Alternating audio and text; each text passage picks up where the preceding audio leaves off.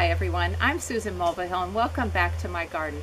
You know, we have this beautiful spring day, and so I've been running around planting as many spring vegetable crops as possible.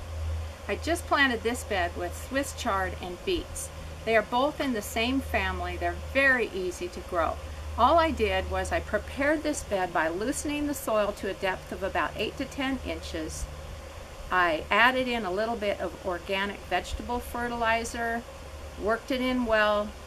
Then I planted the seeds about 3 to 4 inches apart, patted down the soil over them for good soil contact, and then I watered them in well. Unfortunately, Swiss chard, beets, and spinach are very susceptible to an annoying insect called the leaf miner. The adult is a fly that lays eggs on the leaves of the plants, and when those eggs hatch, the little worms tunnel their way through the plant leaves and ruin the crop very quickly. So it's very important that I cover this bed with what's called a floating row cover, and that will act as a physical barrier to keep that adult fly from getting to the plants and laying its eggs. So I want to show you how to do that. And also I wanted to clarify that Swiss chard, beets, and spinach do not need to be pollinated by any kinds of bees or other insects. So I can leave the cover on for the entire season and then just lift the cover when I want to harvest the crops. The first thing I wanted to show you is what leaf miner damage looks like. See how parts of the leaves look rather translucent? That's a sure sign leaf miners are at work. Now let's talk about floating row cover. It is a lightweight fabric that looks a lot like interfacing if you happen to do some sewing. It lets in air, light, and moisture while acting as a physical barrier to keep damaging insects away from certain vegetable crops.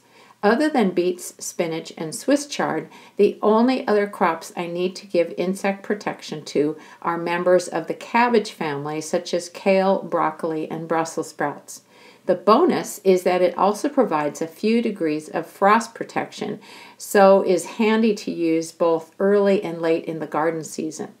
If you were looking at the covered bed to my left during the video, that was the pea bed that I covered with floating row cover to keep them warm enough during the chilly spring nights.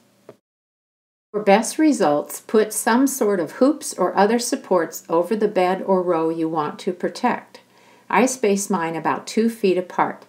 And now you see why I have those white PVC tubes down the outsides of all of my raised beds. That's so we can rotate our crops but always be able to cover them. Then place the row cover over the hoops. It's important that the row cover be wide enough and long enough to cover the sides of the beds and a bit of the ground next to them. Once you've done that, place bricks, pieces of wood, or whatever you have on hand to weigh down the edges so the cover won't blow off during a windstorm. And here's the bed all covered up next to the pea bed. As I mentioned earlier, I'll leave the cover on the Swiss chard and beet bed for the entire season to keep those pesky leaf miners away. Happy gardening!